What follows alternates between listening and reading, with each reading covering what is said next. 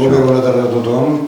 Avui tenim una sessió especial i una miqueta complicada perquè inaugurem una comunicació virtual que no havíem tingut abans excepte durant el temps de la pandèmia, perquè durant la pandèmia de fet estaven tots aïllats. Em complau presentar Francisco Javier Rodríguez, que és doctor en filosofia per la Universitat de Granada.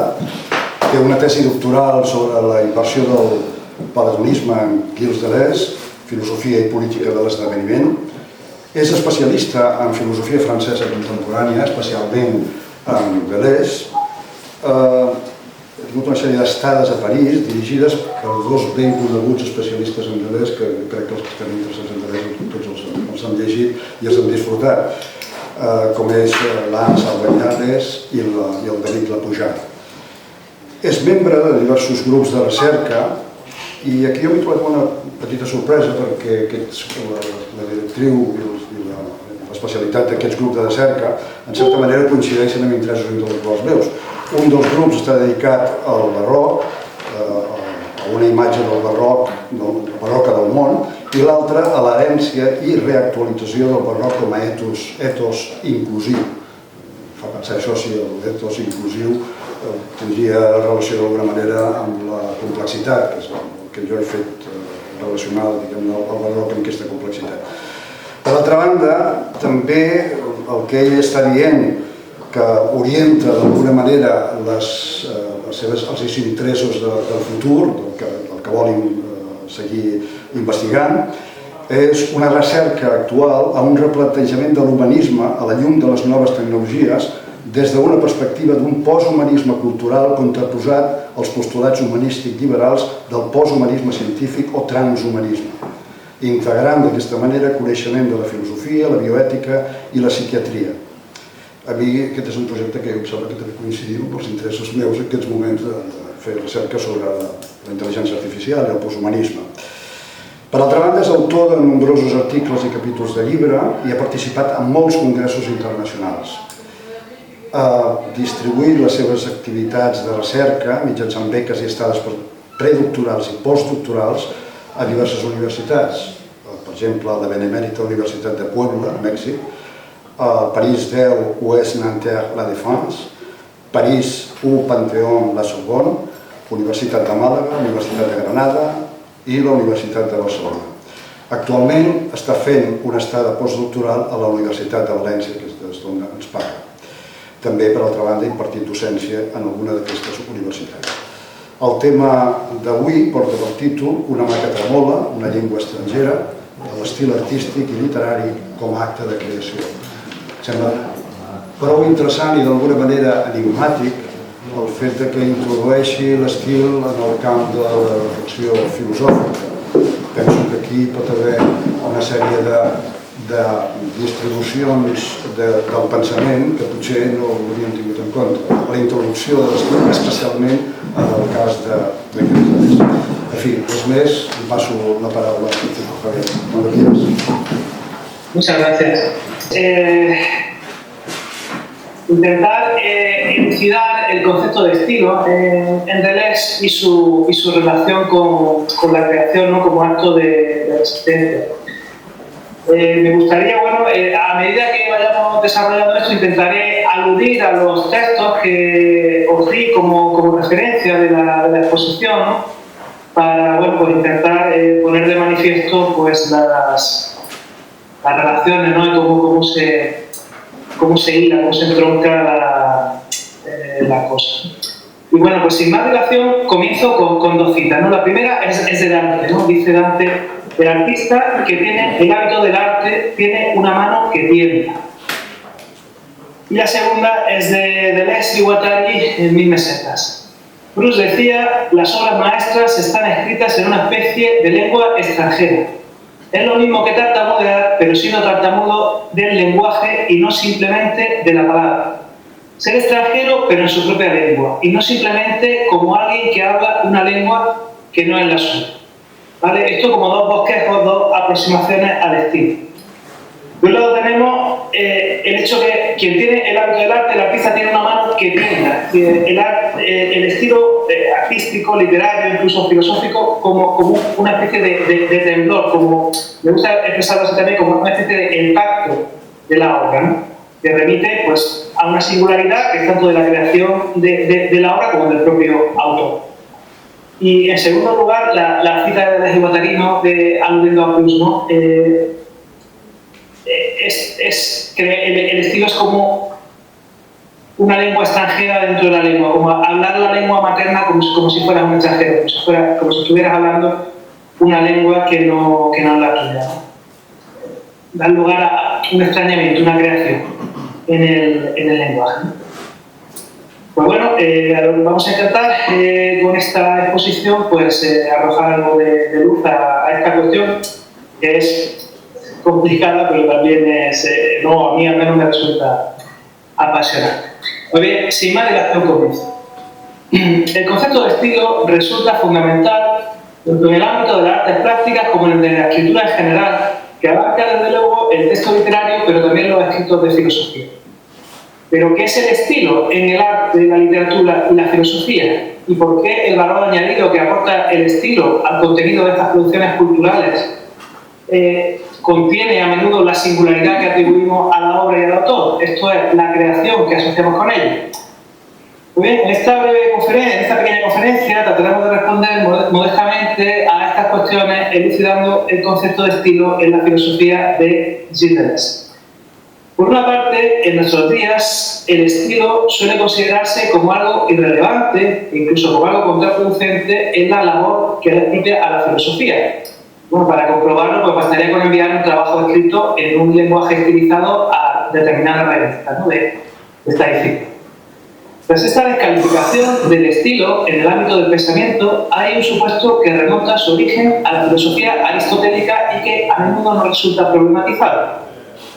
De acuerdo con este supuesto, el estilo sería la mera forma bajo la cual se actualiza un contenido material con tantas comillas como le queráis poner, un contenido material que en el caso de la filosofía es estrictamente conceptual o meditativo.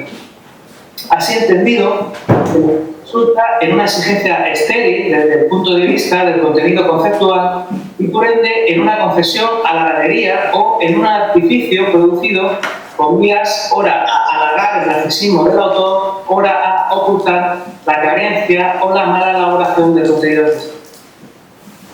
En uno y otro caso, el resultado sería una indeseable naturalización de la filosofía que distraería de la concienzuda empresa conceptual en que se afirma como disciplina.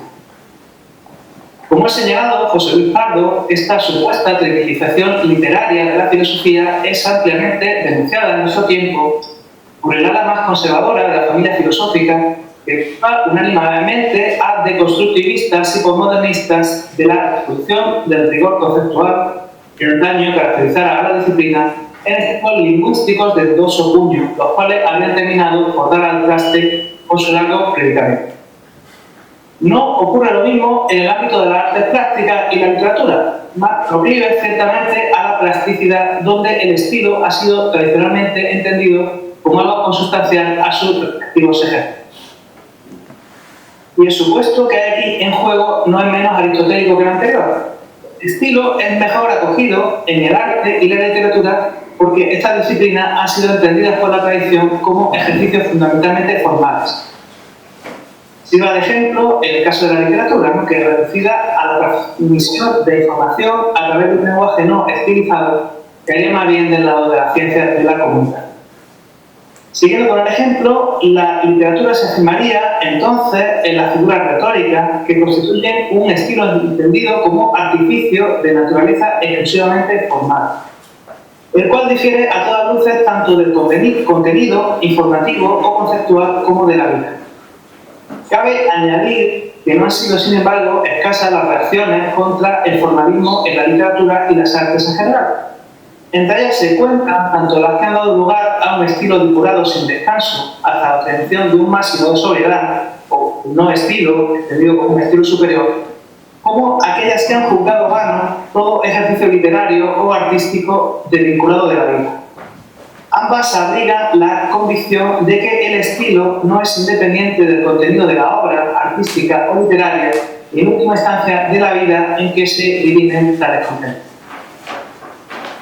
A esta nueva luz advertimos que toda tematización que pretenda dar razón cabalmente del estilo en la escritura, tanto literaria como filosófica, y en el arte, no como por menos de integrarlo en una relación con la vida de la que proceden sus contenidos.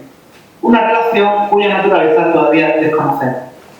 Resuena a este respecto la siguiente máxima de Vida Apar, es decir, una desviación vital en la biografía de un escritor carece de interés mientras no se encarne en su escritura, y una desviación meramente literaria no es más que retórica hueca. Fin de la cita. Estas últimas consideraciones nos ponen ya el camino del itinerario que seguiremos en esta pequeña conferencia, cuyo objetivo es la elucidación del concepto de estilo que abrigaba Deleuze y de su relación con la arte. Pues bien, continuamos con un primer apartado que se titula Definición general de estilo y destino común de literatura, arte y filosofía. Si aceptamos la relación consustancial que el estilo debe mantener con la vida, es claro, a condición de no identificarla con la más ridícula de sus relaciones edípicas, de acuerdo con la cual la obra remitiría inequívocamente a la biografía del autor, agotándose en sus vicisitudes particulares. De ser esto así, todo arte y toda literatura serían autoficción y toda filosofía estaría, en definitiva, motivada por experiencia o por inclinaciones personales. Al respecto, Foucault ya señalaba, lo cito, que todo análisis que tome al autor de una obra por algo distinto de un puro y simple hombre tendrá ocasión de hablar de cualquier cosa excepto de literatura, de la cita. Y Deleuze hará lo propio cuando afirme que la literatura solo empieza cuando nace en nuestro interior una tercera persona que nos desposee del poder de decir yo.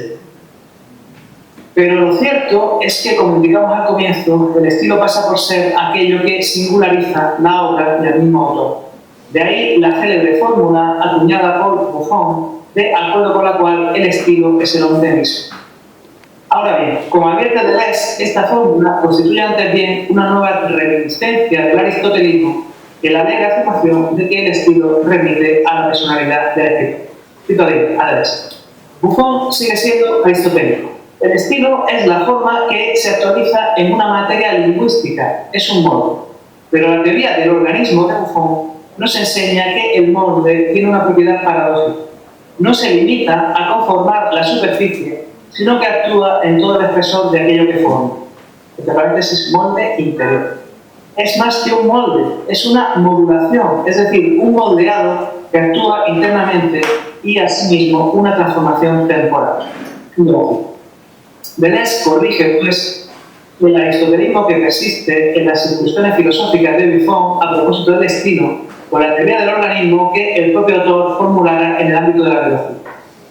Conviene, por ende, hacer notar que el concepto de molde interior en que Deleuze basa su interpretación del pensamiento de Buffon, concerniente al estilo, no proviene del tratado que el autor dedicó a este asunto, el célebre Discours sur le style, sino de la obra propiamente biológica del ilustrado francés. Andemos brevemente en el pensamiento de Buffon para aclarar el origen de este concepto de molde interior en que Deleuze advierte la ruina de la filosofía del estilo tributaria del Aristóteles. A ojos de Buffon, el estilo no es el ejercicio natural de una facultad personal. Antes bien, el estilo o la verdadera elocuencia requieren tanto del pensamiento, que es una especie, él lo define como una materia lingüística, como de su elaboración, que es la forma en que se actualiza esta materia. El estilo requiere tanto del pensamiento como de esa elaboración, tanto de la materia lingüística como de la forma en que se actualiza, a fin de dar lugar a la comunicación. Así pues, y en la justa medida en que remite a la comunicación de un pensamiento elaborado del estilo, apela al espíritu y no a las pasiones, distinguiéndose así del alma. De lo dicho, se sigue que el estilo no es independiente del contenido en que se actualiza, pese a ser ciertamente de naturaleza formal. Y esto es lo que Deleuze quiere expresar recurriendo al concepto de molde interior o de modulación, acuñado por Buffon a propósito de la explicación biológica del organismo. En el campo de la embriología, Buffon llevó a cabo una apasionada defensa del epigenetismo que contrastaba con las explicaciones reformacionistas, las cuales gozaban de gran predicamento en la época. Así pues, rechazando la idea de que el desarrollo de un embrión no es más que el crecimiento de un organismo preformado, Buffon sostuvo en Histoire des Animaux que el desarrollo del organismo tiene lugar a partir de un proceso de diferenciación que concierne ante todo a moléculas orgánicas, las cuales son entendidas como unidades de la sustancia productiva y universal cuya reunión da lugar a los cuerpos organizados. En este marco teórico, las moléculas orgánicas que trabajan la materia bruta, haciéndola servir de principio o de base para la organización, no sirven más que a una sola potencia, a saber, el molde interior del cuerpo organizado u organismo. Tal molde determina el desarrollo de los seres organizados de acuerdo con las particularidades que caracterizan a las distintas seres. Luego podemos concluir que Deleuze retoma en su interpretación del concepto de estilo las disertaciones de Buffon sobre el tema, corrigiéndolas a través del concepto de molde interior procedente de la biología. Y 2, hace esto con el propósito de subvertir la teoría del estilo tributaria del aristotelismo desde un prisma todavía aristotélico. Se pasa así del formalismo, que interpreta el estilo como un molde, a la concepción del mismo como un moldeado interior o una modulación que concerne también y de manera dinámica al contenido. En cualquier caso, el tránsito del molde al moldeado interior, y por ende de la superficie y del estatismo del simple moldeado a la profundidad y el movimiento propios de la modulación, es en suma un golpe decisivo en la línea de flotación de las interpretaciones aristotélicas del estilo, que desembocan en la abstracción por cuanto que no representan sino los puntos de inicio y de final del movimiento, es decir, la materia bruta y la materia moldeada. Deleuze afirmará, por el contrario, que el estilo es inherente tanto a la vida como al movimiento o el devenir. Lo cito. Escribir, indudablemente, no es imponer una forma de expresión a una materia vivida. Escribir es un asunto de devenir, siempre inacabado, siempre en curso, y que desborda cualquier materia vivible o vivible. Es un proceso, es decir, un paso de vida que atraviesa lo vivible y lo vivible. De lo dicho, se sigue la definición general que Deleuze proporciona del estilo literario.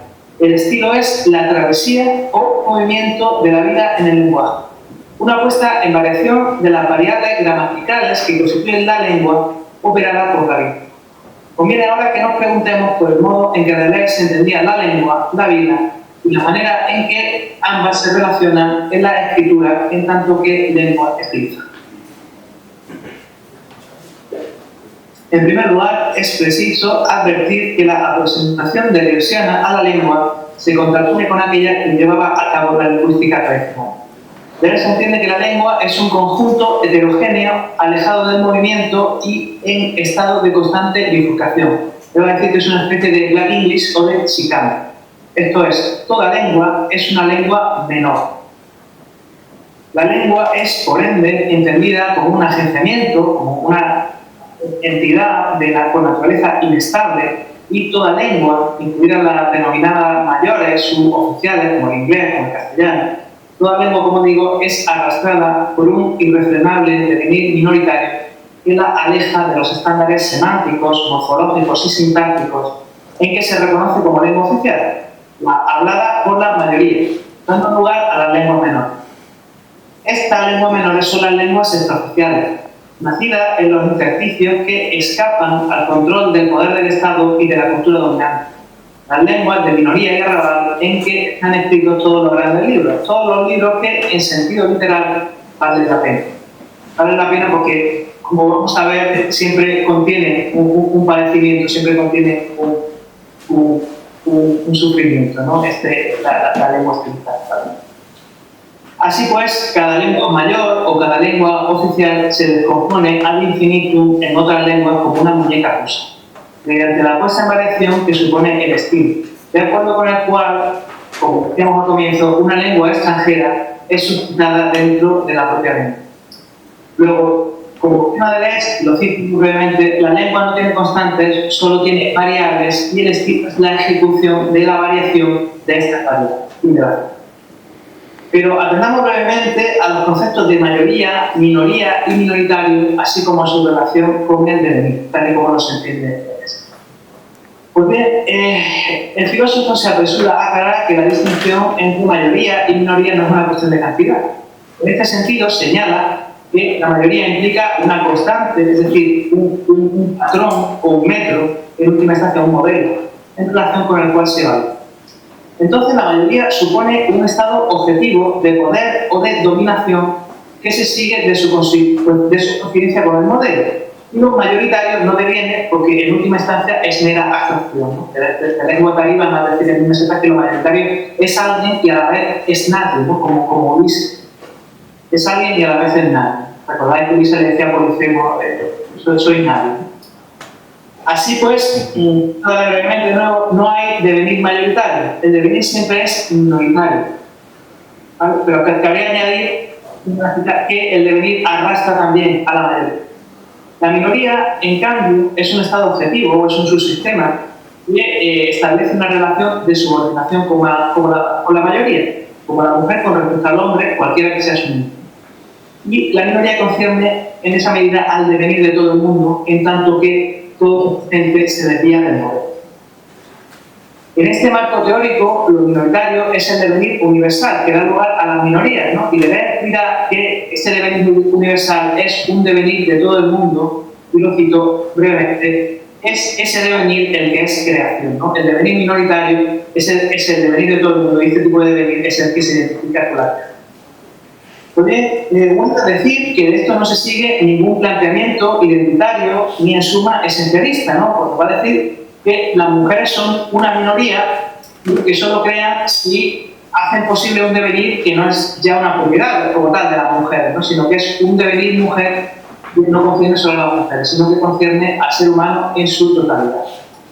Y cabría añadir que lo mismo sucede con las lenguas menores, ¿no? Las lenguas menores no son simplemente sublenguas, no son simplemente ideolectos o dialectos, sino que son agentes potenciales que hacen entrar a la lengua mayor en un devenir minoritario.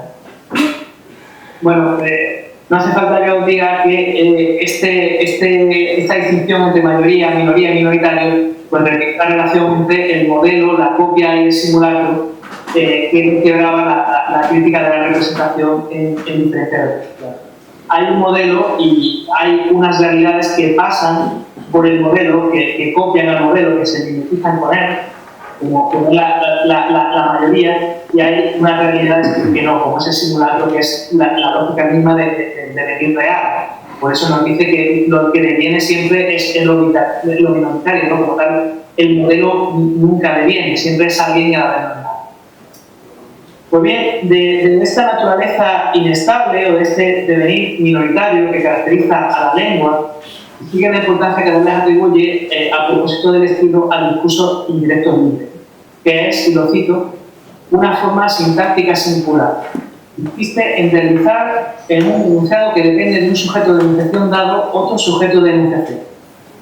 Y reproduce aquí una frase, ¿vale? Yo me di cuenta de que ella se iba a marchar. Ella tomaba toda clase de precauciones para que no la siguiera. Finaliza la reproducción y continúa.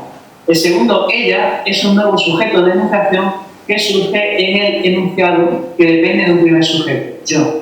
Es como si todo sujeto de enunciación contuviese en sí otro sujeto, cada uno de los cuales habla en una lengua distinta, estando unas lenguas dentro de otras. Es decir, como decía anteriormente, es como la lógica de una muñeca rusa.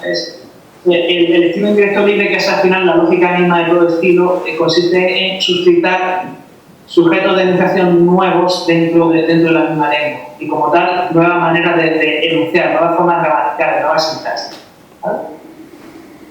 El discurso indirecto libre resulta ser pues inherente a toda lengua en tanto que estructura gramatical de acuerdo con la cual se suscitan diferentes lenguas menores dentro de una lengua mayor. A esta nueva luz, la figura retórica en que antes queríamos reconocer la esencia del estilo se muestra como un efecto de aquello que realmente lo constituye, a saber, tipo de modales, la polifonía de los sujetos de enunciación, la modulación de los enunciados.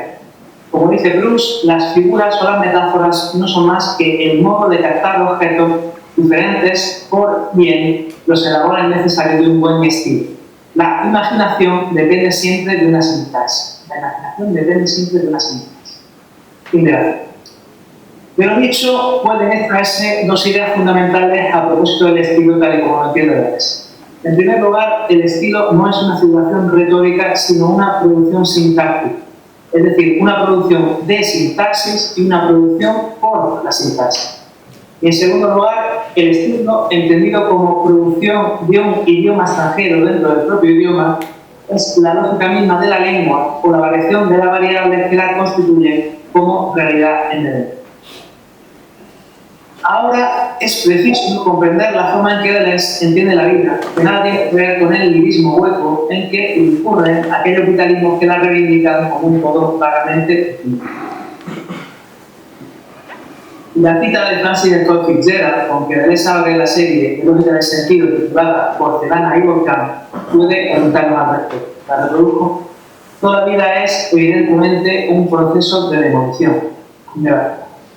La vida se define, pues, para Deleuze, por las fallas que son inherentes, es decir, por las grietas, no las heridas, que determinan que siempre se nos dé bajo la forma de la fuga o de la privación.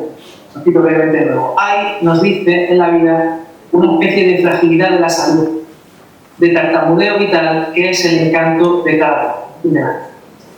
Esta fragilidad de la salud que hace tartamudear la vida no se refiere sino a la línea de fuga por la cual una vida, toda vida, tiende a la muerte. Se trata en suma de los achaques, de los malestares cotidianos que cada una y cada uno de nosotros experimentamos a lo largo de la vida, los cuales hacen presentir que la cosa no acabará bien, pero que acabará para bien, en contra de lo que pretenden algunos humanistas.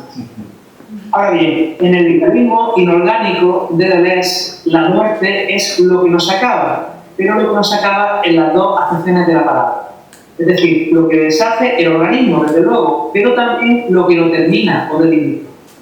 En este sentido, el molde, la figura acabada de los cuerpos, conlleva esa muerte entendida como detención del movimiento de la vida o el devenir en la forma de un algo devenido o de un devenir en algo.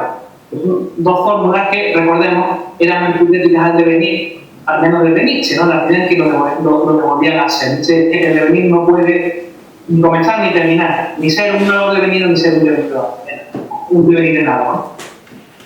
Y en este sentido, nos dice Deleuze en Meseta, de la Guattari, lo cito brevemente, en tanto que es el límite del cuerpo, la figura es el atributo no corporal que lo limita y acaba. La figura es la muerte. Luego, la muerte, por la que se interesa aquí Deleuze, no es tanto la disolución del organismo como la detención del movimiento que es la vida. A ella se oponen esos tartamudeos vitales que constituyen nuestro encanto personal, en la medida en que hacen vacilar nuestra identidad, nuestro acabamiento en una figura, tornándonos sensibles al devenir como lógica o movimiento de la vida. Por eso, toda crítica literaria, filosófica o artística conlleva también una clínica, conlleva también un cierto tartamudeo vital que está en el origen de la creación. La muerte a la que resiste la creación es, en suma, el quedar atrapado en la mayoría o en el modelo, lo cual conlleva la detención del proceso que es la vida. En este sentido, pues, cito brevemente a Deleuze también, la enfermedad nos dice no es proceso, sino detención del proceso, como en el caso de Nietzsche. Igualmente, el escritor como tal no está enfermo, sino que más bien es médico, médico de sí mismo y del mundo. El mundo es un conjunto de síntomas cuya enfermedad se confunde con el hombre. Es decir, la enfermedad, el estado patológico, no es la detención de la vida, es la detención del proceso. La muerte que nos interesa es la que detiene la vida, ¿no? En este sentido, ese mundo que es un conjunto de síntomas cuya enfermedad se confunde con el hombre es el mundo limitado y medido, es el mundo de la representación, es el mundo que se ajusta al patrón, que se ajusta al modelo. El escritor lo que va a hacer es, el escritor y el artista en general, también el filósofo, lo que va a hacer es liberar la vida, es hacer de este mundo un mundo de nuevo dinámico, sustrayéndolo al modelo, sustrayéndolo al hombre, ¿vale?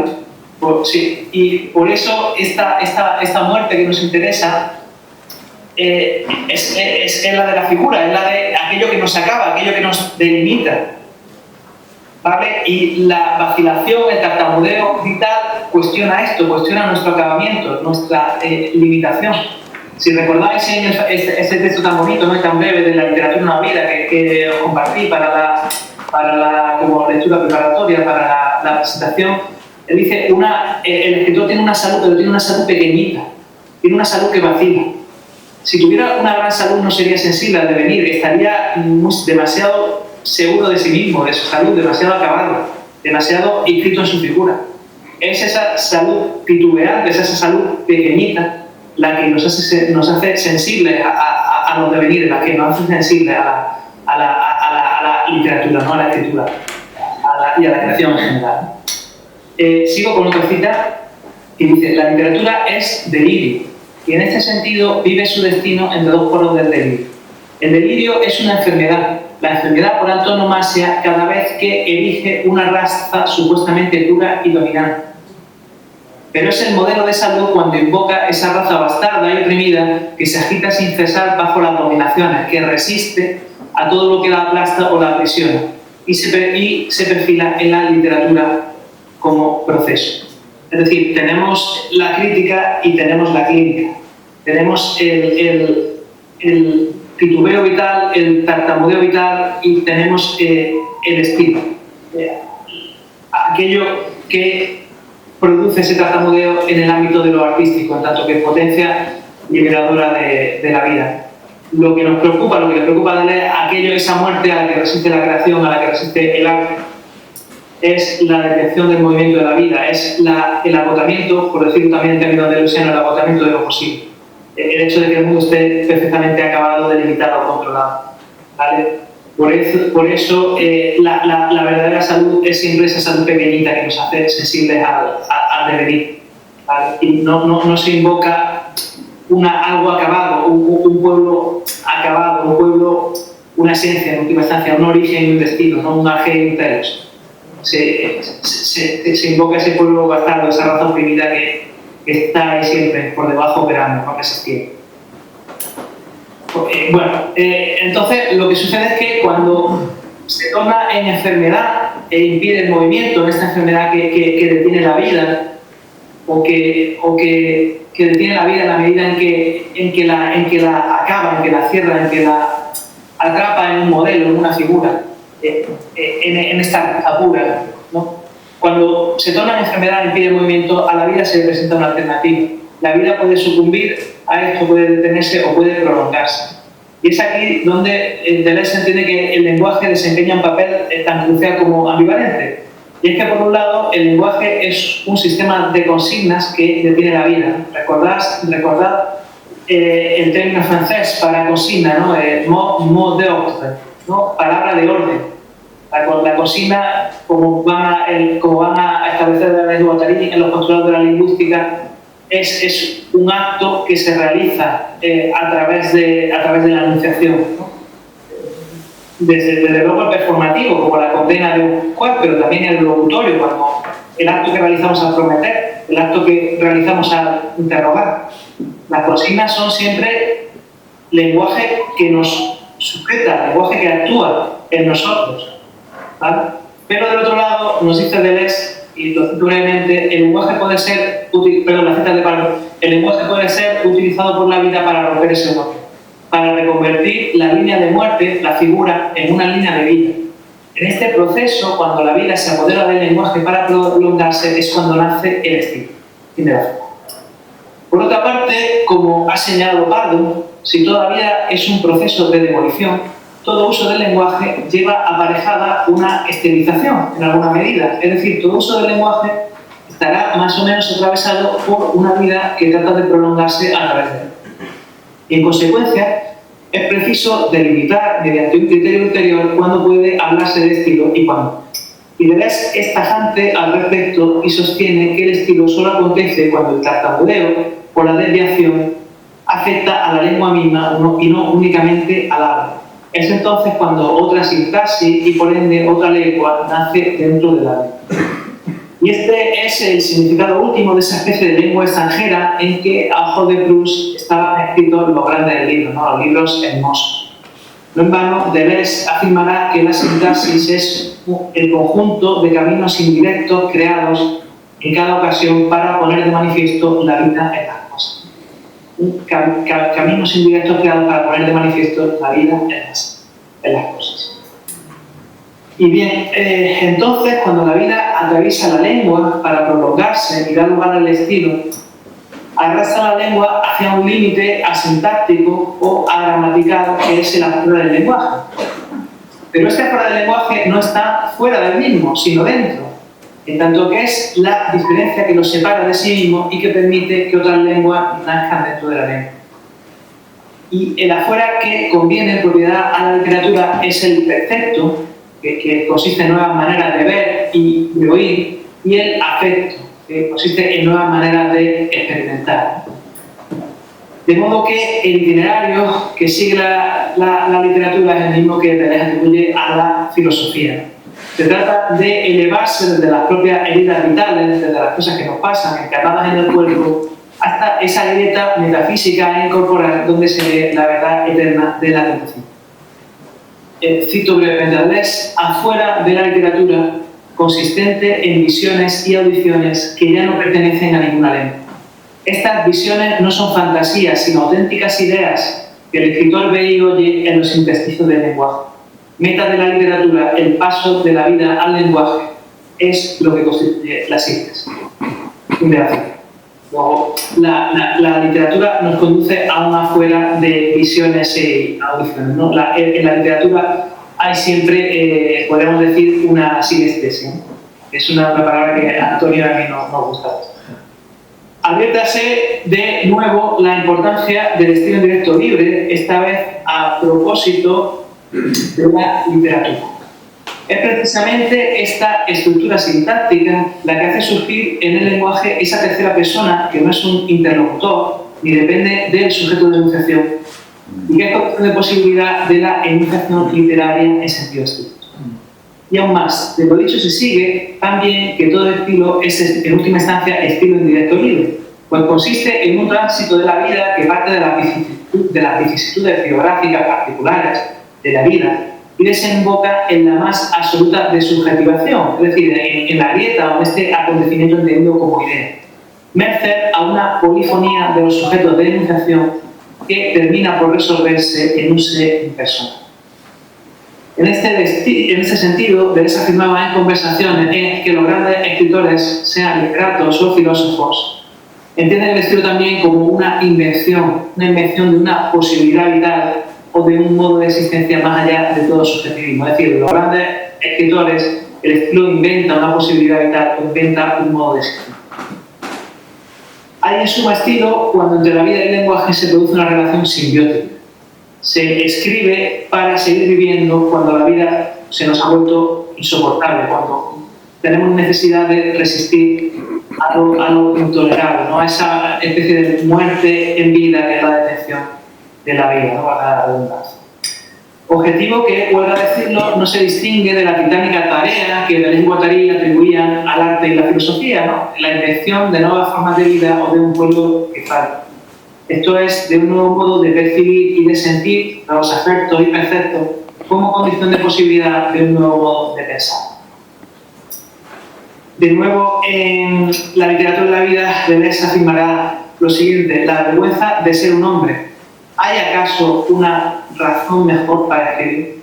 La vergüenza de ser un hombre quiere decir la vergüenza de ser el producto de una forma de expresión dominante, ¿no? Que pretende imponerse a cualquier materia, de acuerdo con una lógica que es mimética o que es identitaria.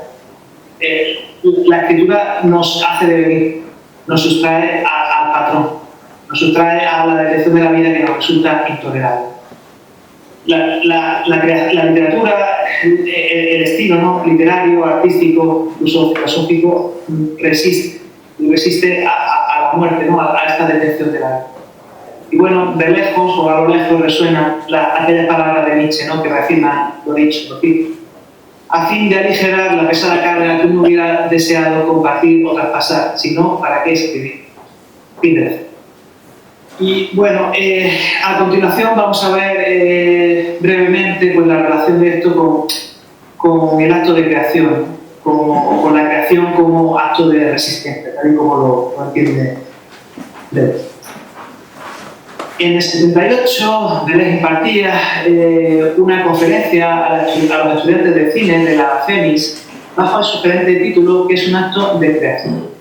Se trataba de un texto breve pero importante que no fue publicado íntegramente hasta el 98 y en que el filósofo establecía relaciones entre el arte, la literatura, el pensamiento, la ciencia y la sociedad no explicitadas en su obra anterior. Se trata, por ende, de un texto de referencia cuyas lagunas, como dicho, de este texto deben ser completadas acudiendo a otros lugares de la obra del filósofo e incluso a un estimulante desarrollo al respecto de estas ideas llevado a cabo años después por Giorgio Agamben, que un texto que teníais, ¿no?, en los materiales para preparar la sesión. Deleuze comienza ese texto preguntándose a sí mismo y a su auditorio en qué consiste tener una idea en cada uno de los ámbitos descritos. Es decir, en qué consiste tener una idea en filosofía. Y es decir, al respecto, lo primero que aclara es que tener una idea no es algo tan habitual como solemos pensar, sino que nos dice es un acontecimiento que ocurre raramente, es una especie de fiesta. Asimismo, sostiene que no se tienen ideas en general, sino ideas ya abocadas a un determinado dominio, que es a cabo aquel en el que se desempeña quien las produce. Las ideas son, nos dice Lucito, potenciales ya escritos en tal o cual modo de expresión e inseparables de ese modo de expresión. De manera que el dominio al que pertenecen las ideas que tenemos obedece en última instancia a las técnicas o a los modos de expresión que conocemos. Se distinguen entonces diferentes tipos de ideas de acuerdo con el ámbito en que se escriben, a saber, ideas en el cine, ideas en la pintura, ideas en la ciencia, ideas en la filosofía, etc. Y cada una de estas ideas se concreta en un tipo de creación o de invención específico de cada una de estas disciplinas. Son el afuera que les corresponde. Afuera que es correspondiente, para la redundancia, al que hemos visto antes a propósito de la literatura, del estilo literario. Así las cosas, Deleuze entiende que la filosofía consiste en crear conceptos, la pintura en crear bloques de líneas, colores, el cine en crear bloques de movimiento y duración y la ciencia en crear ciencia. De lo expuesto se sigue que todas y cada una de estas disciplinas son creadoras, incluida la ciencia que inventa en lugar de descubrir, y están por ende hermanadas en este proceso de creación. Él dice que no ve esa gran oposición entre la ciencia y la arte, que se concretaba, como sabéis, en la teoría de la dos culturas que formula y critica eso. Asimismo, sucede, nos dice, que un creador no es un sacerdote que trabaja por placer. De modo que un creador es alguien que hace aquello de lo que tiene una necesidad absoluta. Es decir, quien crea porque tiene necesidad, una necesidad absoluta de crear. La naturaleza de esta necesidad permanece, sin embargo, enigmática en el texto. Él dice, es algo muy complejo. Les dice a los estudiantes, por ello es preciso que acudamos a otros lugares de la obra de Deleuze para elucidar su sentido. En primer lugar, la alusión conjunta al filósofo y el sacerdote recuerda un fragmento de Nietzsche y la filosofía, en el que se establece que la máscara y la astucia son leyes de la naturaleza, con intención de significar que la realidad nueva solo consigue sobrevivir dando la forma de aquella que la precede. En este contexto, Deleuze alude a la figura del sacerdote como antesala del filósofo, cuyo aire contemplativo fue condición de posibilidad de que caracterizara a aquel. No obstante, parece que el argumento se complica ahora en la medida en que Deleuze establece que lo que separa al creador del sacerdote es la necesidad a la que responde su trabajo.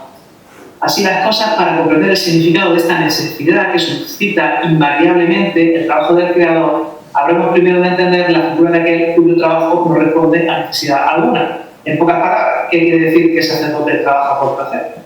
Ante todo, quiere decir que su trabajo no responde a una necesidad, lo que descarta que esta necesidad, por la que nos interrogamos, proceda del ámbito de la trascendencia en que se funda el oficio del sacerdote. Debe tratarse de una necesidad de otro tipo.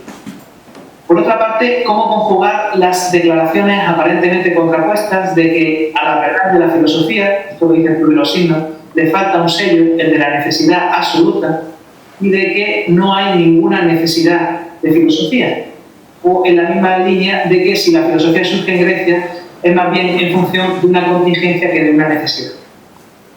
La respuesta a ambas cuestiones es que Deleuze reclama para la filosofía una necesidad interna o una necesidad inmanente que, integrada en una situación determinada o en un marco contingente, se impone como tal necesidad en el ser de esa contingencia.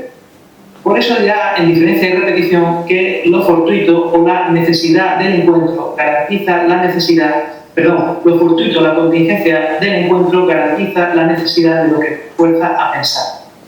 Y en qué filosofía afirmará también que existe efectivamente una razón de la filosofía, pero se trata de una razón sintética y contingente, un encuentro, una conjunción. ¿Vale? Luego, el trabajo del sacerdote no responde a ninguna necesidad toda vez que apela a una trascendencia hueca, mientras que el del filósofo y el del creador en general responden siempre a una necesidad, pero a una necesidad inmanente, a una necesidad del mundo de la vida que se les impone con objetividad en un marco contingente y reclama una solución. Y bien, esta necesidad compartida determina la existencia de un límite común a las diferentes disciplinas creadoras. Límite común, él entiende que es el espacio-tiempo, ¿no? Que todas ellas constituyen con sus invenciones respectivas, habilitando la posibilidad de un encuentro entre diferentes ámbitos de la creación. Lo cito brevemente de nuevo: si cualquiera puede hablar con cualquiera, ello sucede en función de la actividad creadora de cada uno de ellos. Es decir, si el científico, si el filósofo, si el pintor, si el literato tienen algo que decirse entre sí, es porque crean, es porque comparten una fuera común, un límite común a que los lleva a la creación. Y este límite pues, es el de la necesidad, ¿no?, a la que responde su trabajo.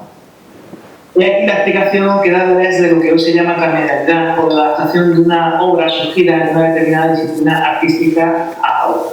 Cuando se adapta, por ejemplo, una novela al cine, se hace siempre, nos dice, en virtud de una necesidad compartida de un problema común, lo que posibilita la existencia de ideas inclinadas a otra disciplina.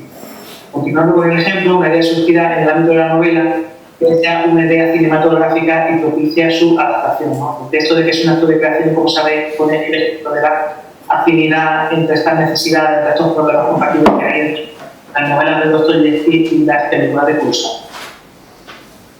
De acuerdo con lo expuesto, a cifrar la creación en los diferentes ámbitos del arte y el conocimiento en términos de ideas vinculadas a un determinado medio de expresión, los planteamientos de Deleuze salvan uno de los escollos que traen al paso de la teoría estética de Adorno, la enésima subordinación del arte a la filosofía operada por el alemán al hacer al concepto filosófico el depositario del enigma constitutivo de las obras de arte.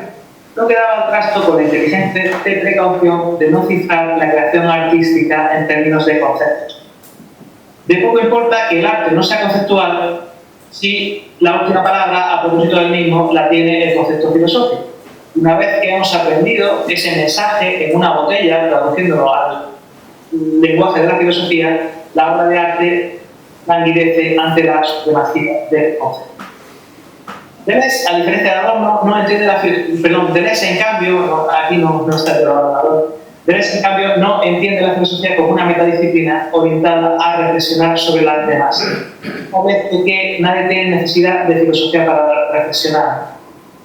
Los cineastas no necesitan de la filosofía para preguntarse por su disciplina, los científicos tampoco, nadie tiene la necesidad de recurrir a la filosofía. Ahora, la gente, los creadores devienen filósofos en la medida en que se problematizan su disciplina respectiva, entonces llegan a establecer una relación con la filosofía. Él dice que los filósofos siempre han sido otra cosa, ¿no? Y pone el ejemplo de Spinoza, el pulidor de lentes que termina siendo filósofo.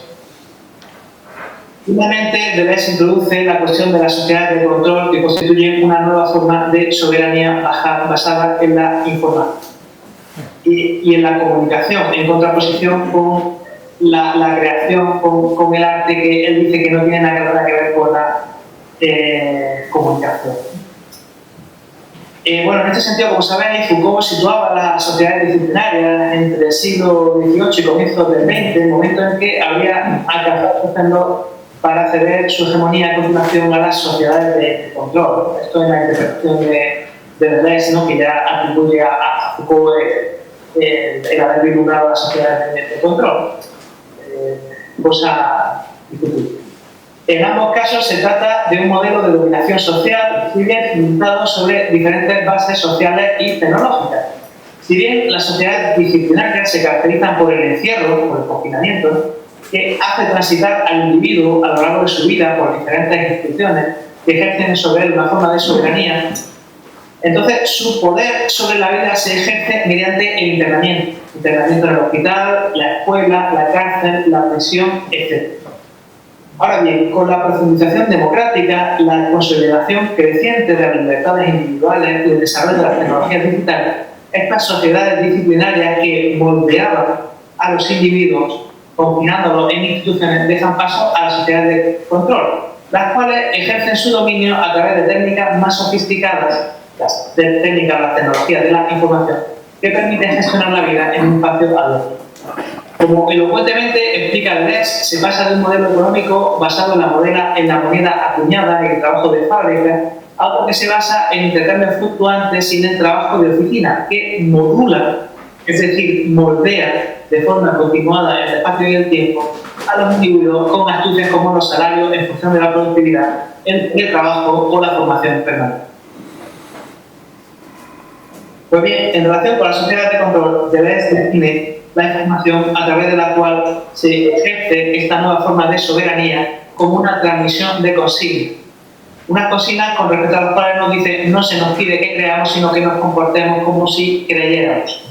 Es decir, se transmite consignas, se transmite información, estas palabras de orden, mediante la cual se nos sujeta, se realizan una serie de actos en nosotros y no se nos pide ni siquiera que estemos convencidos, sino que nos atengamos, sujetemos nuestra acción a la acción o a la influencia que esas consignas ejercen sobre nosotros.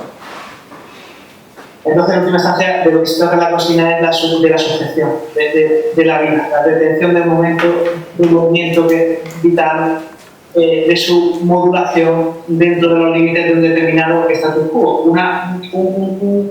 Una sujeción más dinámica, desde luego, que en la disciplina, pero también un sistema de control.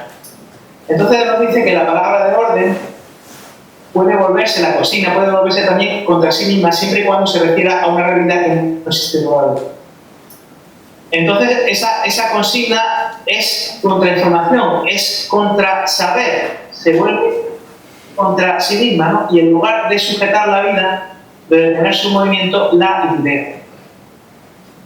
Entonces hay aquí un encuentro entre el ámbito de la política y el ámbito de la creación, en sus ámbitos más diversos, en la medida en que la creación nos conduce, ¿no?, a estas ideas que, como hemos visto a propósito del estilo, en tanto que creación de sintaxis, llaman a un pueblo que falta o contiene nuevas posibilidades de vida.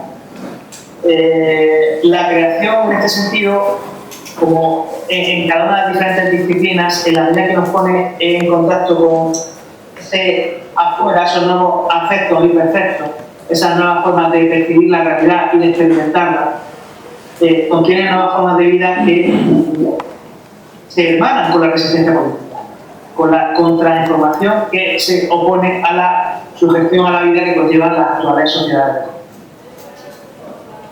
Entonces, la creación de nuevas lógicas de expresión en las diferentes disciplinas creativas conlleva una liberación de la vida que resiste a su detención, que resiste a la muerte, como veíamos al principio a propósito del esto.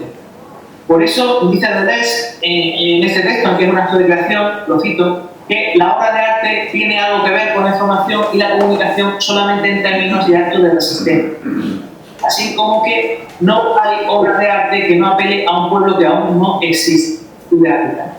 Como os digo, encontramos de nuevo los efectos y los perceptos como afuera interior de la disciplina creativa, como esas ideas a las que conduce el acto de creación y que contiene o anticipan nuevas formas de vida. Bueno, en este sentido, Deleuze nos dice en este texto que, en cierto modo, el arte no es una resistencia política, pero en cierto modo lo es. La resistencia política no es una creación artística, pero en cierto modo no lo es. Nos dice, a los revolucionarios, a las personas que resisten de verdad, a menudo les falta la formación artística o les falta el tiempo necesario para ser artista, para producir una creación artística, y a los artistas a veces les falta el compromiso, el arrojo, la oportunidad para resistir políticamente, ¿no? Y sin embargo, hay una afinidad entre esa resistencia, entre la resistencia que contiene el arte frente a la sujeción de la vida y la que contienen los movimientos políticos, ¿no?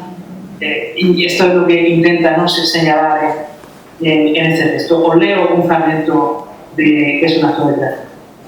Hay una afinidad fundamental entre la obra de arte y el acto de resistencia. La obra de arte tiene algo que ver con la información y la comunicación solamente en términos de acto de resistencia. ¿Qué misteriosa relación existe entre una obra de arte y un acto de resistencia, dado que los hombres que resisten carecen de tiempo y a menudo de la cultura necesaria para establecer siquiera una mínima relación con la obra de arte? El acto de resistencia tiene dos caras. Es humano, pero también es el acto del arte.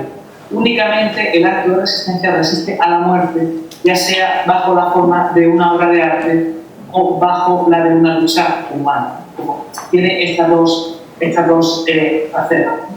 Y os recuerdo también el fragmento a propósito de la resistencia y que define la tarea común que él establece, ¿no?, a la creación en las disciplinas respectivas, de acuerdo que, como os digo, es creación de ideas vinculadas a un determinado medio de expresión. A medida que se crea ideas determinadas a un determinado medio de expresión en cada diferente disciplina, son creaciones de estilo. Las disciplinas se estilizan para crear. En el estilo se juega la singularidad que hay complicada en la creación artística y que complica también al autor, ¿no?, en la medida en que el estilo es ese rasgo también, ¿no?, personal que singulariza, ¿no?, la obra, que singulariza al autor. Esta cita de Enrique de la filosofía, ¿no? La digo: el artista o el filósofo son del todo incapaces de crear un pueblo. Solo pueden llamarlo con todas sus fuerzas. Un pueblo solo puede crearse con sufrimientos abominables y ya no puede ocuparse más de arte o de filosofía. Pero los libros de filosofía y las obras de arte también contienen su suma inimaginable de sufrimiento. La técnica a la que nos referíamos antes, ¿no?, ese tartamudeo vital que resulta productivo a nivel de la creación de estilos, a nivel de la creación de ideas, o sea, afuera compartido de las disciplinas creativas en sus medios de expresión respectivos, ¿vale? Continúo tras el inciso, pero los libros de filosofía y las obras de arte también contienen su suma inimaginable de sufrimiento que hace presentir el atrevimiento de un pueblo. Tienen en común precisamente la resistencia a la muerte, a la servidumbre, a lo intolerable, a la vergüenza, al presente. Fin de la cita. Y bueno, pues dicho esto, termino ya la intervención para abrir paso a la parte del debate con una conclusión. ¿Cómo funciona un concepto de estilo a propósito de la escritura literaria, filosófica y del arte sumamente fecundo que permite aproximarse a esta disciplina de un clima distinto, en el que tales actividades se desarrollan en estrecha relación con la experiencia vital del autor, trascendiéndola al mismo tiempo, en la medida en que no sucumben a reducción biográfica alguna. Es decir, en la medida en que renuncian por anticipado a agotar el significado de sus creaciones respectivas en las vicisitudes particulares de la vida en cuestión. Y en segundo lugar, esta manera de entender el estilo entronca minuciosamente con la metafísica deleuziana en la medida en que emparenta las creaciones filosóficas, literarias y artísticas al atribuirles un itinerario común, el acceso a ese afuera inmanente que son las ideas mediante sus actos de creación respectivos, anticipando nuevas formas de vida o un pueblo que aún no existe y por ende resistiendo a la muerte en tanto que detención del movimiento que es la vida. Y hasta aquí mi intervención. Muchas gracias.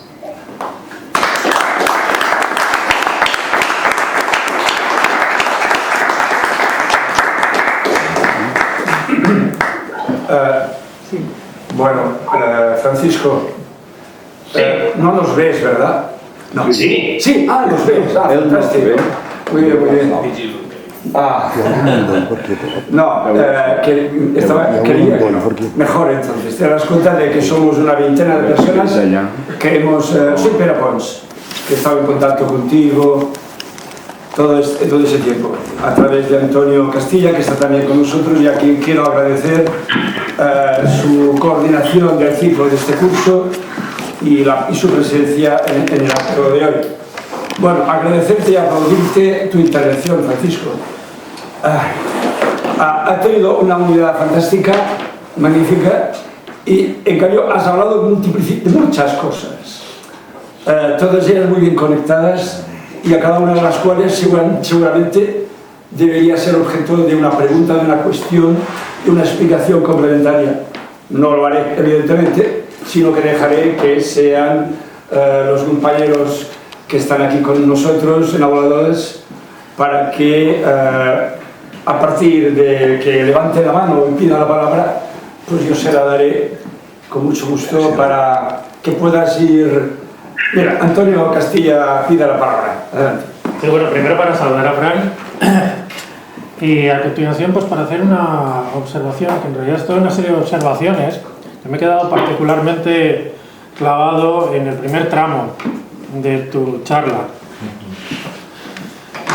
Cuando hablabas de la contraposición entre molde y modulación, donde el molde estaba asociado a la noción de muerte, decías aquello de la figura es la muerte, no en tanto que disolución del organismo o comienzo de esa disolución, sino como detención del movimiento que caracterizaría el dinamismo propio de la vida. Sin embargo, has tratado como sinónimo el término modulación con el término molde interior. Estando la modulación, como me parece que está a lo largo de tu discurso y del mismo Deleuze, vinculada no ya a la muerte, sino al dinamismo propio de la vida y también al estilo. Claro, si la modulación es molde interior y el molde está asociado a la muerte, mi pregunta es, ¿hay entonces algún tipo de interiorización de la muerte en la vida en Deleuze? Yo entiendo que en momentos puntuales de su obra sí que los hay, no son los que has utilizado tú. Me da la impresión de que una y otra vez a lo largo de tu charla te has manejado con una contraposición, con una oposición de los términos vida y muerte, donde la vida sería lo contrario de la muerte y viceversa. Pero esto no es así en toda la obra de Deleuze. Es así a cierto nivel, pero no más allá de ese nivel. Lo que te voy a comentar ahora, y voy a intentar ser breve porque es tu charla, no la mía, evidentemente, me recuerda a la relación que Deleuze establece entre la pintura y la catástrofe, cuando dice, no se trata de poner el lienzo, de representar catástrofes, sino de introducir la catástrofe en el proceso pictórico, lo cual no significa convertir en catastrófico el proceso pictórico y arruinar el lienzo. En el tercer curso sobre Foucault, está transcrito y traducido por Cactus, como sin duda sabes, el que se titula La subjetivación, Deleuze cita a Xavier Bichat. Xavier Bichat es un médico francés de finales del siglo XVIII que le llega a Deleuze a partir de Foucault, que es de quien está hablando en ese curso. Foucault había hablado de él tanto en Vigilar y Castigar como previamente en El nacimiento de la clínica. Y Bichat habla de la coextensividad de vida y muerte. La coextensividad de vida y muerte supone la apuesta arriesgada por no pensar vida y muerte como opuestos. Claro, entonces aquí me encuentro con algo que tú has manejado esos términos, pero esta opción no la has contemplado, y para mí es la opción que podría dar juego para pensar de una nueva forma algo que de todas maneras tú has pensado a tu manera, que es la necesidad del estilo de crear nuevas sintaxis. Vida y muerte no serían desde este punto de vista opuestos. Vida sería la continuidad o el flujo, y muerte la discontinuidad o la interrupción del flujo, el corte. Menciono los términos flujo y corte no porque sean los que Deleuze utiliza en ese curso, sino que, como sabes, son la definición de la máquina en el antidice. Claro, hablar de la vida y muerte como opuestos supone el triunfo de la muerte, supone el triunfo del corte. Hablar de ellos como En términos de continuidad, ese es el rien ne va plus de la vida. Dicho de otra manera, la coextensividad de la vida y la muerte no es la muerte en vida, sino es el ser capaz de entender la muerte en primer lugar como muerte plural. Se experimentan multitud de muertes, y ello no es algo que detenga el proceso vital, sino que sirve para que el proceso de subjetivación, que está en el nervio central de la vida, se pliegue sobre eso que en principio por su propia naturaleza se le contrapondría, y de esa manera pueda articularse de nuevos modos, es decir, generar sintaxis. Entonces me parece que, entendido desde este punto de vista, no como contraposición vida y muerte, sino como esta posibilidad de que la vida sea algo que se pliega en torno a la muerte, el concepto de estilo está todavía mejor acabado en Deleuze. En ese sentido, la creación a través del estilo resiste a la muerte únicamente si por muerte entendemos lo absolutamente opuesto a la vida, pero no resiste a la muerte si la entendemos en términos de coextensividad con la vida. No sé si esto te parece que tiene sentido o es un delirio absoluto y mejor lo dejo estar. Bueno, la literatura es delirio, lo dice, ¿no? Entonces, desde ese punto de vista, pues yo estoy de acuerdo contigo. De hecho, como sabes, diferencia y repetición, él habla de la muerte como de la tirada de dados, como de la redistribución de lo preindividual que reactiva la sucesión de los cambios en el ámbito de lo actual y que determina la persistencia y la mutación de los problemas o de las ideas en que se dividen las cosas. O sea, evidentemente, lo que pasa, claro, es el problema de la polisemia, ¿no? Cuando él dice que la creación resiste a la muerte, está haciendo una interpretación, a mi juicio, política de la muerte como control sobre la vida. No se está ocupando de esta coextensividad de vida y muerte que desde luego hay planteada en su obra, en la medida en que ciertamente la muerte es la sucesión. Claro, desde una perspectiva preindividual, como es la de Deleuze, la muerte, la disolución del individuo es algo productivo para la vida, es un vitalismo inorgánico. Es un vitalismo en el que la muerte trabaja a favor de la vida. Esto es muy entre freudiano y batalliano, podemos decir, ¿no? Entonces, en ese sentido, sí que entiendo contigo que no hay oposición y que hay esa coextensibilidad entre vida y muerte. Yo, en este sentido, cuando he hablado de que la creación se opone a la muerte, pues resiste a la muerte en el ámbito de Deleuze, pues lo he hecho, bueno, utilizando el término muerte en el sentido restringido de control sobre la vida, control político, no en ningún sentido. Desde luego no biológico, pero tampoco metafísico, en el que sí hay esa coextensibilidad. Es decir, la muerte como lo intolerable en la vida, como la vida que está detenida, está anquilosada y deja de merecer ser vivida, digamos, ¿no? De alguna manera. O sea que estoy totalmente de acuerdo con los matices que expresa, ¿no? Y entre el molde y la contraposición entre el molde interior y la modulación, claro, el molde, la modulación entendida como un molde interior, es lo que quiere decir, es como un molde, con el molde interior es un moldeado en el tiempo, porque él toma el concepto de Buffon. Buffon es como el principio de la organización de las diferentes especies, de los cuerpos de las diferentes especies, ¿no? Que atraen esas moléculas orgánicas que las organizan. Es decir, es como un principio organizativo a nivel dinámico, que es la diferencia, ¿no? Él dice interior, pero interior en el sentido de orgánico, de que complica el dinamismo, mientras que un moldeado es siempre la imposición estática de una forma a una materia, que representa la materia sin moldear y el moldeado de la materia. Representa el punto de inicio y el final del movimiento, pero no se hace cargo de los dinamismos. Entonces entiende que el molde es una cuestión, pues bueno, meramente formal Y entender así el estilo, pues nos dice, es entender que el estilo es una forma que es independiente del contenido. Ahora, si profundizamos un poco, pues vemos que el estilo conforma el contenido. Es un proceso en el que uno y otro se activan, ¿no? Hace unos meses ya, ¿no? Porque de hecho esto lo leí en Barcelona todavía. Le leía es un profesor creo que es de ingeniería informática, especialista en inteligencia artificial, que se llama Jean LeCun, que es actualmente el director de inteligencia artificial en Facebook. Y este hombre expresaba en esta red social, bueno, su opinión de que las inteligencias artificiales nos iban a posibilitar ser a todos artistas, ser a todos creadores, en la medida en que nos iban a posibilitar los recursos formales para expresar los recursos formales, ¿no? que carecemos, las técnicas de las que carecemos para acceder al arte. Todos íbamos a ser artistas gracias a la inteligencia artificial. Y a mí me llama mucho la atención y me recordaba esto, ¿no?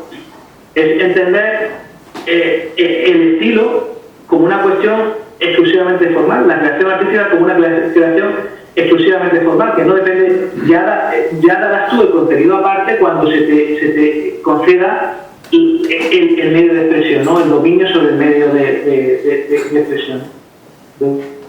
Claro, probablemente Deleuze dice, ¿no? Es una manera infantil de entender la literatura, ¿no? Yo creo que aquí LeCun también tiene una manera bastante infantil de entender la creación artística, ¿no? o el estilo. En el propio estilo se dirime también el contenido. No es un molde que nos pueda dar para que todos seamos artistas, ¿no? Informando un contenido o una materia de la que ya dispondríamos, ¿no? El arte es otra cosa, y seguramente, aunque no es biográfico, se retroalimenta también con esta fórmula tan bonita, ¿no? Que utiliza Deleuze, ¿no? Con estos tartamudeos, con estos titubeos, ¿no? Vitales que tenemos cada uno y que, como dice, no son el encanto de cada cual. Y quienes tenemos amigos, ¿no? Y quienes intentamos cultivar eso, y a ti te considero mi amigo desde hace tiempo ya, pues lo sabemos esto, ¿no? Es el encanto de cada cual, eso es tu. Gracias, Antonio. Hi ha algú més que vulgui fer alguna pregunta? Sí. Narcís. Bueno, has relacionado el estilo con el arte, con la filosofía, con la literatura, pero también podríamos relacionarlo con el deporte, porque hay algunas referencias en Deleuze sobre el deporte, ¿no? Por ejemplo, en el arte de la natación o el surf o el tenis, en el sentido del aprendizaje, de cómo se aprende y en el sentido de cómo se aprende fuera del ego o por encima del ego, por debajo del ego, y por lo tanto a partir de, bueno, si puedes explicar un poco esto, pues para ampliar un poco el tema, ¿no?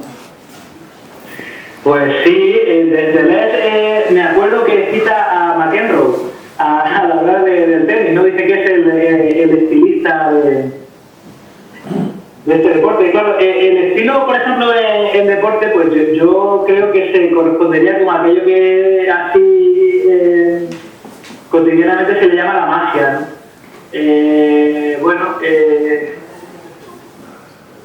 Que no lo sé ahora, pero bueno, por ejemplo, probablemente Cristiano Ronaldo tiene mejores números que Maradona.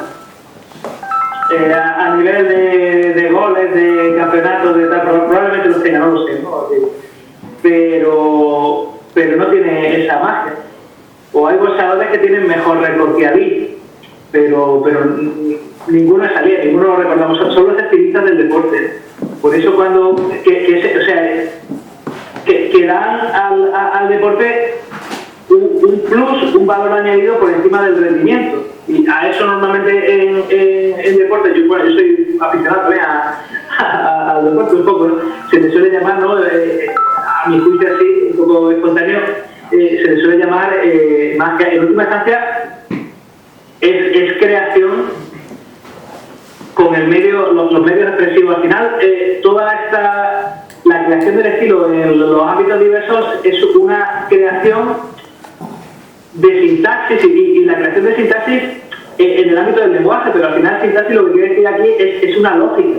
Es una lógica que articula una determinada disciplina. Cuando se crea una lógica nueva en los medios de expresión que caracterizan a esa disciplina, hay estilo.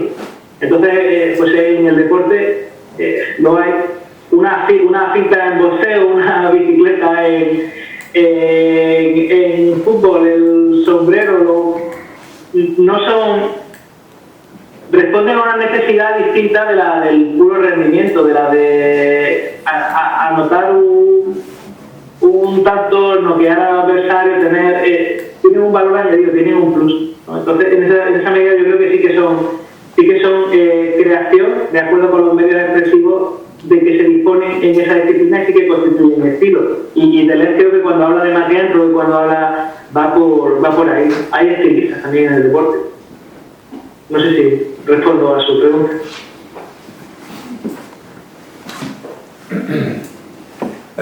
Bueno, en todo caso te haré una pregunta, Francisco. Vamos a ver. Si entendemos que, tal como has explicado, ya habíamos leído a través de los textos que nos has enviado en PDF, si el arte es la manera de resistir, y yo entiendo que es resistir a una presión producida por la representación, por cualquier modelo de representación, entonces, si no matizamos, se me ocurre que quizás pues cualquier acto de resistencia podría ser considerado artístico. Bueno, podríamos matizar que hay algún acto de resistencia que no sería del todo artístico, sino que podría ser entendido como político o quizás como filosófico. Pero sin estos matices podríamos dimensionar el arte como resistencia a múltiples digamos manifestaciones de la resistencia. ¿Qué podrías decirme a propósito de ese comentario? Pues bueno, a propósito de esto, yo creo que Deleuze se cuida de establecer una afinidad entre ambos fenómenos, pero no dice ni que el arte resista políticamente ni que la política sea artística. Yo la volví a ver aquí en la Filmoteca no hace mucho. Supongo que recordaréis la última de Sorrentino, ¿no? Fue La mano de Dios. Que cuenta, ¿no?, la historia esta de una historia que le pasó a él, ¿no? Que fue a ver a Maradona y dejó de ir con sus padres a una casa de verano que tenían y sus padres murieron en una intoxicación de monóxido de carbono, ¿no? Y en esto hay un personaje que se refiere en la película en dos ocasiones a Maradona, primero con el gol con la mano a Inglaterra y segundo cuando se da cuenta de que él no acompañó a sus padres porque se quedó en Nápoles para ver a Maradona y por lo tanto se salvó de esa muerte, ¿no?, tan absurdo. Y este personaje se relata como un poco ridículo, ¿no? Porque dice cuando dice, mira Maradona con la mano, ha metido gol con la mano, ha redimido al gran pueblo de Argentina frente a Inglaterra, es un acto político, ¿no? Y luego le dice, ha sido la mano de Dios, la que te ha salvado ha sido la mano de Dios. Y bueno, Sorrentino con esto está ridiculizando esa postura, ¿no? Ni el arte por sí mismo tiene un potencial equiparable al de un acto político, ni los actos políticos son actos artísticos, pero cada cosa a su manera. Nos va a decir Deleuze que era bastante más inteligente que el personaje de Sorrentino y que la gente que fetichiza, por ejemplo, el deporte o este tipo de cosas y le atribuye unos significados que no tienen, pues se puede decir que el carácter político, el carácter de resistencia de lo artístico es esas nuevas formas de vida, esas nuevas... En última instancia estos son subjetividades. En Deleuze los cambios políticos y los cambios culturales, que técnicamente son cambios de agenciamiento, se anticipan siempre por actos de habla y por procesos de subjetivación. Es decir, siempre hay una subjetividad, siempre hay unos individuos, si queréis decirlo así, que resultan visionarios y que anticipan formas de vida que todavía no están constituidas, anticipan agenciamientos que todavía no existen. Y se quedan un poco, digamos, en tierra de nadie para anticipar una tierra nueva que será la tierra de todos, ¿no? Para anticipar un agenciamiento que está por venir. Y esto él dice que está contenido en la creación artística, en la creación literaria. Hay nuevas formas de vida, hay posibilidades de vida inéditas, ¿no? Se crea porvenir y se crea futuros imprefigurables. Es la ventaja de lo virtual como un modelo diferencial frente a lo posible, que era un modelo de cálculo del porvenir. ¿Vale? Y en este sentido él dice que hay posibilidades vitales que resisten a lo establecido. Este es el carácter, bueno, como sabéis, intempestivo de Deleuze, que en el fondo pues es un pensador muy fluido, ¿no?, por Nietzsche. Y bueno, y en el ámbito de la política igual, la política resiste. La política llama a un pueblo que falta, pero claro, evidentemente los sufrimientos políticos no son equiparables a los sufrimientos artísticos. Aunque en el arte y en el deporte hay un cierto sufrimiento, hay una cierta clínica que hace que eso, en última instancia, se trata muy de evitar esta relación con la vida, es lo que hace que estas creaciones, que estas disciplinas toquen tierra, que tengan algo que decir en el ámbito en el que se dirime nuestra vida, nuestros contenidos. Porque el arte nos interpela, nos emociona. Pues complica la vida, complica el motivo, lo contrario es retórica. Y en ese sentido sí que hay un cierto carácter artístico en la política y una cierta politicidad del arte, si queremos decirlo así. Pero bueno, equiparar una con la otra pues es una frivolidad, en mi opinión, particularmente en el punto de vista del arte, ¿no? La resistencia política siempre es más arriesgada. Siempre más arriesgada, ¿no? Ahí se juega un tipo. De acuerdo, gracias.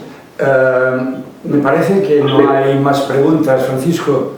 Sí, hay otra pregunta. Sí, anda ahí. Has hablado de la pequeña salud, pero también hay un concepto que es el concepto de gran salud, referido a Nietzsche, y por lo tanto que el estilo estaría en relación con la gran salud y no la pequeña salud. ¿Qué dirías al respecto?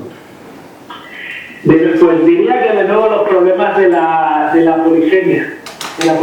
Una gran salud en ese sentido es una salud de hierro, una salud inquebrantable que nos hace muy seguros de nosotros mismos y que impide el tartamudeo vital, que refuerza lo establecido. La gran salud de Nietzsche es una especie de politicidad en la ética, ¿no? Es una especie de el cálculo de impulsos que llevan al sujeto a desempeñarse, una política, ¿no?, de la ética, una política de las pulsiones. Entonces, bueno, yo creo que esta gran salud de la que habla Nietzsche no es contradictoria con la pequeña salud de la que habla Deleuze, aunque él se refiere a Spinoza en ese personaje que invoca. En última instancia, bueno, la gran salud, tal y como yo la he utilizado y tal y como yo la entiendo, es eso, ¿no? Eso es lo que se dice así, más o menos espontáneamente, como una salud de hierro, una gran seguridad en las facultades vitales, en la vitalidad, ¿no?, del individuo, que no nos hace sensibles al devenir, nos acaba, ¿no?, en una figura. Si recordáis el libro sobre Bacon, él dice: el pintor no trabaja, el enemigo del pintor no es el lienzo blanco, el lienzo está abarrotado de todo lo que se ha pintado antes. Lo que hay que hacer primero es desescombrar, es recoger eso.